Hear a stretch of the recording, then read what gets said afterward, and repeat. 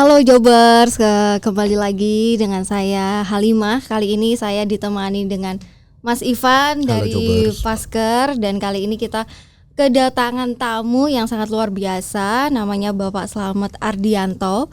Beliau ini berpengalaman sudah 26 tahun di dunia SDM. Jadi sebagai konsultan SR ya Pak ya? Ya betul. Terus beliau juga seorang penulis bukunya ini namanya High Impact Leadership. Jadi Betul. untuk teman-teman yang penasaran nanti bisa dibeli bukunya di toko terdekat. Untuk bisa mengenal lebih dalam nih dengan Pak Slamet Ardianto, mungkin Bapak bisa mengenalkan backgroundnya apa dan sekarang ini lagi sibuk di mana untuk lebih detailnya biar teman-teman ini bisa kenal lebih dalam lagi. Oke, makasih Mbak Halimah, Mas Ivan. Hai Jobers. Ya, izin kenalkan, nama saya Slamet Ardianto. Background saya memang seorang praktisi di bidang SDM. Awalnya adalah bekerja atau sebagai seorang praktisi HR di 3 company besar, jadi perusahaan Jepang. Pernah di Sanyo, kemudian di Yamamoto, kemudian juga terakhir di Unicam. Kemudian November 2010 saya memutuskan untuk resign, kemudian fokus pada bidang SDM lagi sebagai konsultan, ya baik sebagai recruitment agent, kemudian ada sebagai training provider juga, kemudian juga HR consulting. Jadi dalam rangka misalnya bagaimana membangun sebuah organisasi atau sering dibilang organization development, juga people development, bagaimana kemudian mengembangkan kompetensi orang-orang di organisasi tersebut. Kira-kira gitu Mbak Lima, pengantar dari saya. Oh iya, siap. Oke. Wah keren banget ya pengalamannya ya. Menarik ya Mas. Iya. Jadi satu lagi tambahnya tadi Mbak Lima sempat nyinggung nulis buku dan betul. Jadi saya juga hobi menulis buku dengan judul High Impact Leadership itu saat ini sudah beredar kurang lebih 4.000 eksemplar di seluruh Indonesia. Wah, pastinya banyak yang baca dan mengambil manfaat ya dari situ ya. Kira-kira Pak Slamet, ini kalau dari pengalaman dari dunia SDM nih, kita kan dari pusat pasar kerja di sini kan fokusnya pada pencari kerja dan pemberi kerja, Jobers itu yang ada di sana.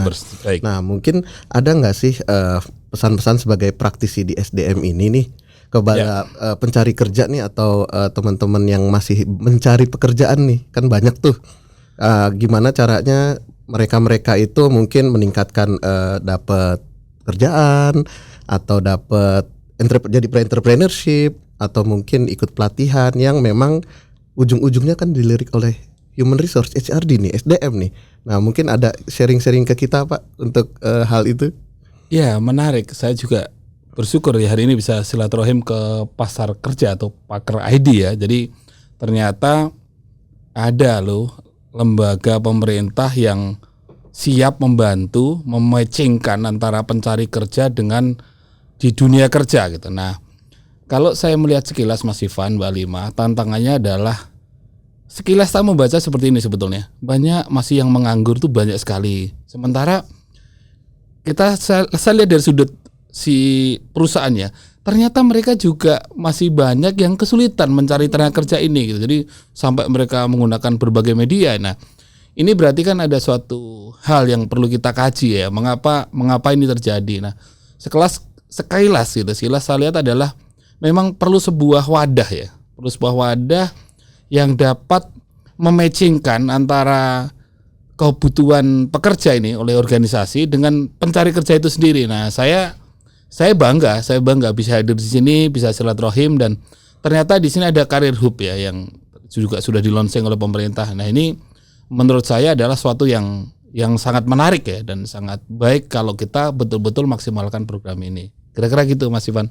Wah, thank you banget ini Pak. Udah tahu sampai Career Hub juga, berarti ini memang praktisi yang HR sebenarnya nih kayaknya nih. Dan mungkin kerjasama dengan pemerintah juga cukup baik ya Pak ya. Cuma untuk kalau di ke perusahaan Pak itu mungkin kira-kira terbantu nggak sih kalau Bapak lihat dari sudut pandang tadi kita punya Career Hub dan ada pusat pasar kerja nih kan, banyak promosi yang sudah hadir gitu kan. Biasanya kan kita juga tahu pekerjaan HR atau SDM itu kan belibet gitu ya Pak ya, atau mungkin banyak rempong gitu. Nah kalau ada bantuan dari pemerintah tuh kira-kira teman-teman yang di HR atau di pemberi kerja itu kayaknya gimana Pak itu? Apakah nanti bisa terbantu dari sudut pandang Pak Slamet? Ya, sangat terbantu menurut saya. Mengapa saya mengatakan sangat terbantu? Karena gini sebetulnya, teman-teman di ICAR itu kan sebetulnya kalau kita bicara area kerjanya kan cukup luas sebetulnya. Betul. Jadi ya banyak sekali lah, kita nggak perlu sebutkan satu persatu, tapi salah satu juga menjadi concern adalah rekrutmen gitu. Nah, kita sama-sama tahu bahwa rekrutmen adalah bagian proses penting dari develop organisasi ya. Kebayang kalau rekrutmennya SDM salah kan kebayang ya endingnya akan seperti apa. Nah, ketika hadirnya ini ya, Career Hub ini gitu ya, kemudian yang saya lihat juga memiliki job portal yang cukup baik gitu. Nah, kemudian katakanlah si perusahaan itu dapat misalnya mengiklan lowongan kerja lah ya, gitu. Kemudian pencari kerja juga bisa langsung tahu di situ. Saya rasa itu sangat akan membantu dan sangat efektif. Kebayang kalau misalnya seluruh perusahaan itu kemudian dapat mengiklan. Saya nggak kebayang. Begitu besar manfaat ini ketika perusahaan-perusahaan yang kita tahu sangat banyak sekali di Indonesia ini gitu, dan jumlah kebutuhan SDM-nya bervariatif gitu ya. Sementara jumlah tenaga kerja kita juga yang sedang mencari kerja juga sangat banyak. Nah, saya nggak kebayang begitu besar manfaat ini baik bagi si pengusaha maupun pekerja Mas Ivan. Jadi saya merasakan ini sangat penting sekali gitu. Kira-kira gitu. Ya. Oke, tadi kan menyinggung terkait dengan SDM. Ya. Nah, kebetulan di sini saya juga ada di Paskar ini juga ada platform pengembangan talenta. Bernama Talent Hub. Oh, Talent Hub, ya, Mbak. Terus Pak Slamet ini kan sudah 26 tahun nih berkecimpung terkait dengan SDM itu sendiri. Dan sekarang juga lagi mengambil doktor di bidang itu juga gitu. Iya, Mbak. Nah, kira-kira Pak, saya penasaran sih apa mungkin perbedaan generasi kalau sekarang itu kan generasi Z ini kan lumayan agak unik ya gitu teman-teman itu. Nah, dalam kalau kita udah punya job portalnya, kita ada Career Hub, tapi bagaimana kita juga bisa men-trade anak-anak ini untuk terus mau produktif dan mau untuk berusaha untuk ayo nih sama-sama kita aku ada platformnya, ayo cari kerja. Kita kan udah ada fasilitasnya. Tapi kadang kita untuk menggait anak muda untuk mau ke situ tuh lumayan treatmentnya itu kita harus effortnya besar lah ya. Effortnya besar ya. Dari Pak Slamet ini ada saran-saran juga, masukan gitu gimana caranya bisa mengemas dengan lebih baik lagi gitu. Ya, memang saya memahami itu Mbak Lima, bahwa generasi sekarang ya seperti itulah kondisi, kita nggak bisa ngomong panjang lebar. Tetapi kan ketika kita, saya rasa tidak ada yang sulit kalau kita paham ilmunya gitu. Jadi kita mengenal namanya, misalnya kita ada coaching klinik ya. Nah, cuma kan kita maaf juga, tantangannya adalah kita sendiri terkadang membedakan antara sedang coaching apa sedang mentoring pun kadang bingung. Jadi kalau kita belajar situational leadership itu kan ada coaching, ada mentoring, ada counseling gitu ya. Bahkan juga ada training gitu. Nah, kita sendiri terkadang membedakan 4 hal itu saja masih terjadi kendala gitu. Maka memang sebaiknya dilakukan coaching kepada para pencari kerja ini yang relatif masih Gen Z tadi, tapi betul-betul pendekatannya coaching, bukan pendekatannya mentoring. Jadi sekilas gini Mbak Lima, Mas Ivan, membedakannya coaching sama mentoring itu seperti ini. Kita cenderung mengajarkan cara. Nah, mengapa anak-anak sekarang ini kurang suka? Karena kita pendekatannya mengajarkan cara. Nah, mengajarkan cara itu didefinisikan sederhana sebagai mentoring. Anak sekarang kurang suka di mentoring. Gitu. Nah, maka memang pendekatannya lebih, saya sependapat dengan pendekatan coaching. Jadi kita sebagai mitra para pencari kerja itu yang anak-anak muda itu gitu ya. Karena dia sendiri sebenarnya mau kemana pun kadang masih bingung gitu loh. Jadi kan mereka masih bingung. Sementara di mentoring, nah ini makin ngaco lagi dia. Saya nggak suka dengan itu gitu. Nah itu makin jauh. Jadi gap kita semakin jauh. Nah, ketika kita memang betul-betul bermindset sebagai seorang coach dan kita paham betul kompetensi seorang coach gitu ya, maka kita akan bisa menggali ide, potensi dia ini gitu. Para pencari kerja itu, apa istilahnya apa di sini ya?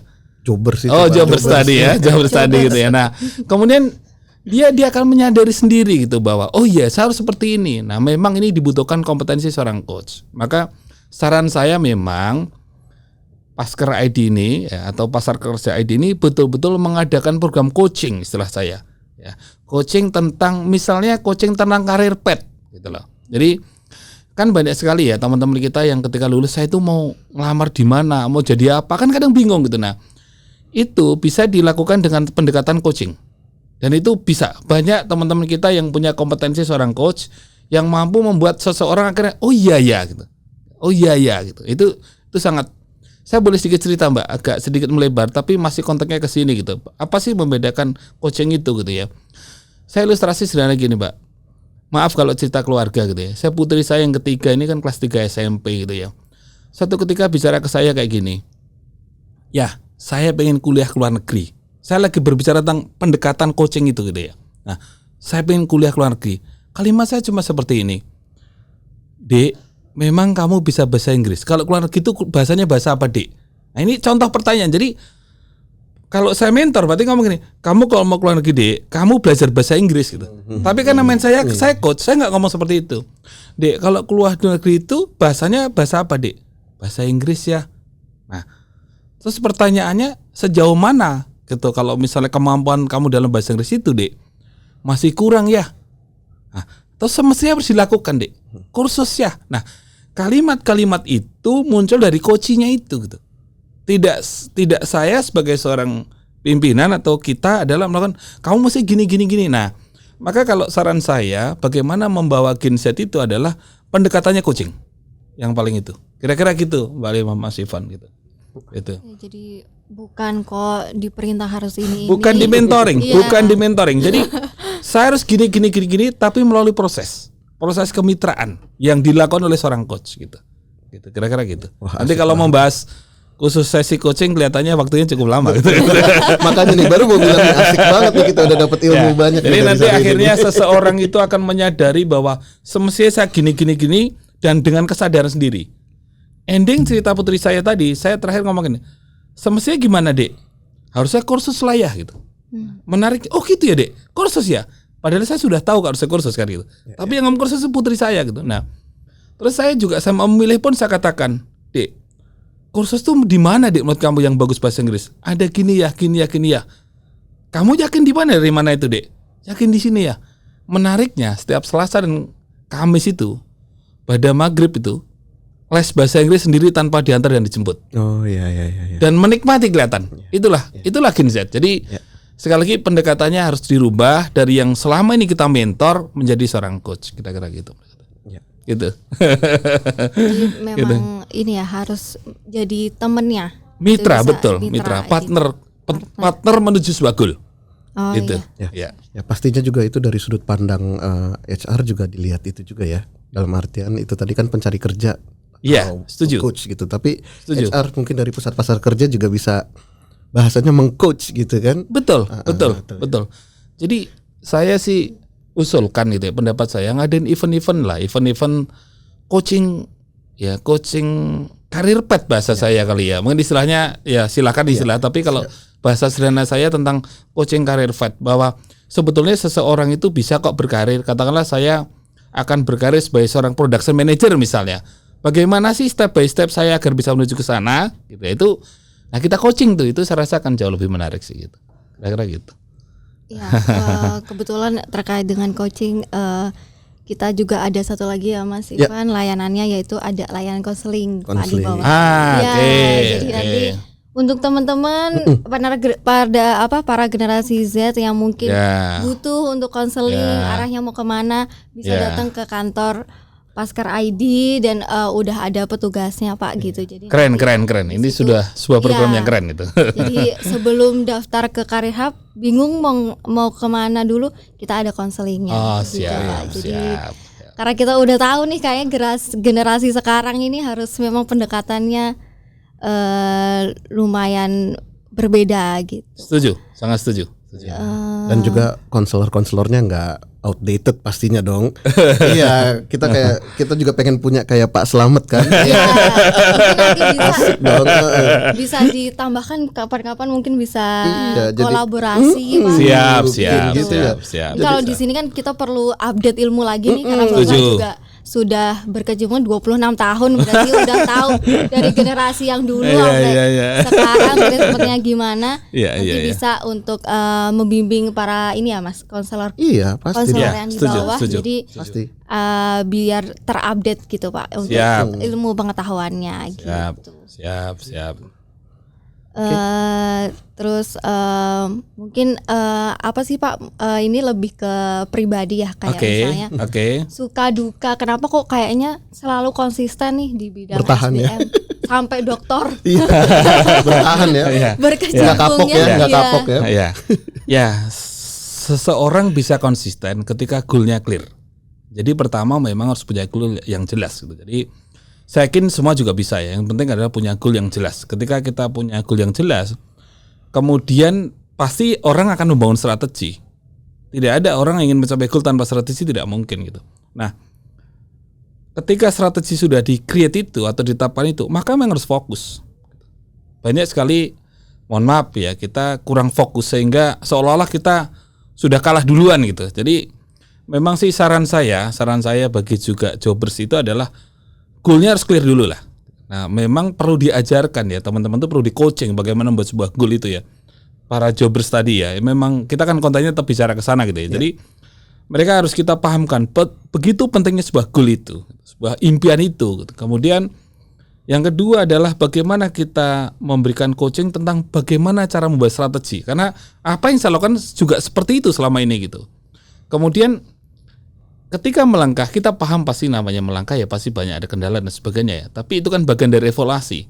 Maka kalimat sederhananya adalah goal itu nggak boleh dirubah, strategi boleh dirubah. Itulah yang seperti itu. Sehingga memang harus membangun mindset continuous improvement dan itu sebenarnya bisa ditanamkan oleh kepada para jobbers ini sebenarnya bisa. Gitu. Jadi fokuskan pada goal, bangun strategi yang clear, kemudian step by stepnya lakukan.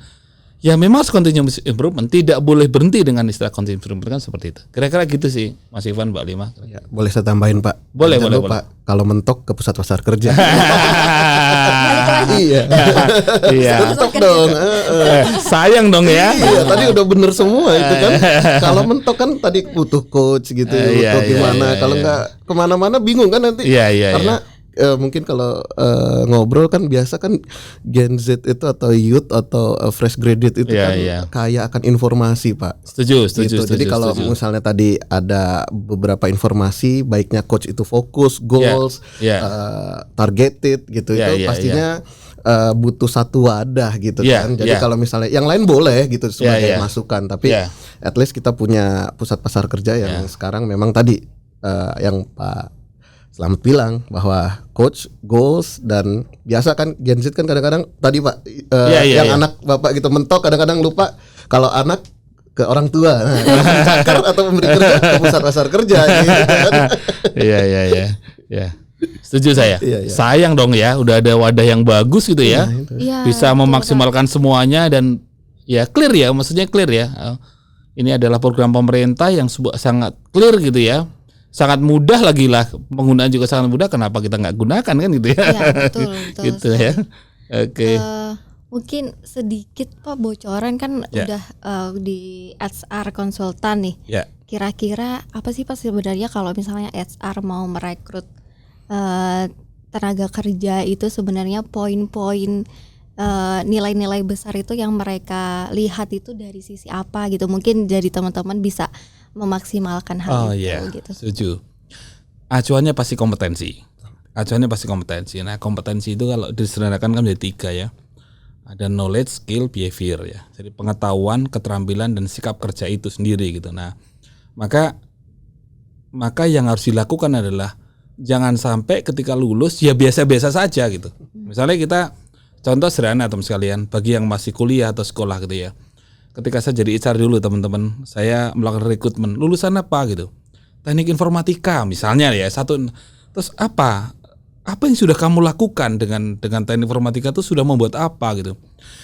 Terus bisa ngapain kan? Pasti karena kita berbasis kompetensi. Jadi HR sekarang itu kalau rekrutmen pasti berbasis kompetensi gitu ya. Terus jawabnya, ya saya hanya ya biasa Pak, saya bisa Microsoft Office gitu misalnya. Berarti kan ini memang dia tidak ada sesuatu yang membedakan dengan lulusan yang lain. Maka saran saya memang harus mindsetnya adalah kompetensi. Jadi knowledge, skill, behaviornya terus berbeda dengan yang lain kira-kira gitu. Dan saya yakin anak-anak sekarang kalau memang ada keinginan, jadi kembali ke coaching tadi ya. Kalau coachingnya tepat, saat ini orang mengambil kompetensi itu tidak terlalu sulit, nggak seperti kita dulu gitu misalnya. Ya nggak kayak Mas Ivan saya ini lah ya, kita sudah generasi ya. Jadi nggak boleh ngaku-ngaku. Jadi maksud saya sangat mudah gitu karena banyak wadahnya gitu. Tapi oke, kuncinya tetap harus dia punya mindset yang kuat untuk sukses itu. Dan itu bisa melalui program-program coaching bisa itu sebetulnya gitu. Ya pastinya konsistensi biar kayak Pak Slamet dong. HR itu spesialis ya. Kira-kira gitu ya. Oke teman-teman, jadi untuk teman-teman di sini mungkin yang masih kuliah atau persiapan udah lulus, jadi yang tadi apa kalau misalnya lulus di lulusan misalnya teknik informatika, dan ditanya itu kan pasti ya udah kamu bisa apa, kompetensi di bidang itu apa gitu. Jadi memang harus mau mengembangkan ya apa yang dia dipelajari di kampus gitu. Karena gini juga sedikit menambahkan, terkadang kita suka kurang clear menjelaskan tentang kompetensi itu. Jadi seolah-olah kalau misalnya hanya pengetahuan itu dibilang kompeten gitu. Ini kan sering terjadi kayak gitu ya. Contoh sederhana gini, orang sekolah dapat transfer knowledge ya. Berarti kan cuma knowledge saja yang didapatkan sebetulnya. Nah artinya apa? Skillnya dan behaviornya kan belum dapat sebetulnya. Nah maka pertanyaannya, dia memang harus personal development sendiri di luar dari sekolah itu sehingga lengkap nih antara knowledge, skill dan behavior itu sendiri gitu. Itu kira-kira yang sering terjadi masih seperti itu. Atau kadang berhenti di skill gitu. Jadi kadang suka berhenti di pengetahuan, keterampilan gitu. Seolah-olah sudah kompeten gitu. Padahal satu aspek kompetensi yang sangat penting juga adalah sikap. Itu yang jadi buat para jobbers juga ya ketika rekrutmen, contoh sederhana rekrutmen di beberapa company itu modelnya kayak gini. Ada rekrutmen yang bersifat manajerial kompetensi. Manajerial kompetensi itu termasuk sikap dan seterusnya itu biasanya HR yang melakukan. Gitu ya. Itu namanya soft kompetensi atau manajerial kompetensi. Nah, ketika itu lolos barulah yang namanya technical kompetensi. Nah, technical kompetensi itu biasanya user gitu. Nah, artinya apa? Artinya bahwa sikap kerja ini juga sesuatu yang sangat krusial yang harus dimiliki oleh seseorang. Contohnya gini. Contoh manajerial kompetensi itu apa sih? Misalnya integrity. Integritas seseorang itu adalah manajerial kompetensi. Misalnya change the future gitu. Bahwa ini orang ini mau kira-kira kalau kita rekrut orang ini mau diem aja atau memang ada keinginan untuk berubah untuk lebih baik. Nah, itu adalah contoh-contoh manajerial kompetensi yang biasanya HR yang men-select gitu, yang melakukan rekrutmen di situ gitu. Nah, tetapi ketika sudah masuk ke technical, cara membuat apa itulah biasanya kan di user gitu. Kira-kira gitu, Pak. Wah, lengkap ya. Itu bocoran, bukan bocoran itu kayaknya itu dari HR-nya langsung bahwa ternyata itu dulu mindset kita semua kayaknya ya. Bahwa selesai sekolah kayak berasa udah ahli gitu. Udah transfer knowledge aja, belum skill, belum dipraktekkan. Belum sikapnya, Mas. Belum sikapnya, terus tambah behavior tadi. Behaviornya Dan kami yakin juga semua bisa dikembangkan, ditingkatkan gitu ya Pak ya. Bisa karena itu measurable semua. Jadi kompetensi itu kan measurable. Jadi dua aspek kompetensi. Kompetensi itu observable. Jadi sesuatu yang bisa diamati. Kemudian yang kedua measurable. Berarti bisa diukur gitu. Bisa diamati, bisa diukur. Dan yang pasti dengan program learning and development pasti bisa dikembangkan itu. Bisa itu. Iya. Nah, itu harus diingat itu 3 itu tadi. Ya, dicatat. Jangan lupa itu semuanya. Soalnya nggak bisa diulang ini. Kalau nggak bisa diulang, padahal ini udah direkam. Tapi gitu. Mungkin untuk teman-teman yang untuk meningkatkan dari mungkin untuk pengalaman sikap kerja dan skill kompetensi itu mungkin bisa diperoleh dengan magang kali ya Pak ya. Salah satunya. Iya, betul. Bisa.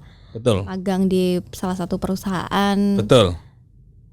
Jadi keterampilan dan sikap kerja itu mau diaplikasikan, nggak bisa diteorikan. Makanya saya sependapat dengan kalimat magang itu. Dari magang itu akan bisa terasah dari sisi skill dan juga perilakunya tadi, kira-kira gitu. Tapi kadang-kadang ada itu ya, kesempatan-kesempatan magang tuh berarti harus dibuka luas ya, karena manfaatnya 2 arah pastinya ya, Pak ya. Setuju. Jadi kalau di dalam people development itu istilahnya job simulation. Nah, jadi kita mengenal di dalam mendevelop kompetensi seseorang itu salah satu metodenya namanya job simulation. Nah, kalau teman-teman menerapkan program magang atau kita melakukan program magang itu sebenarnya melakukan job simulation. Nah, perilaku-perilaku yang dilakukan itu tidak lagi teoritis. Pasti akan membutuhkan kompetensi saat dia menyelesaikan pekerjaan-pekerjaan pada saat magang itu. Nah, maka secara tidak langsung sebenarnya kompetensi dia naik. Saya yakin kalau diukur ketika sebelum magang dan selesai magang, saya yakin terjadi perubahan. Karena ada perilaku yang berubah dia lakukan kira-kira gitu.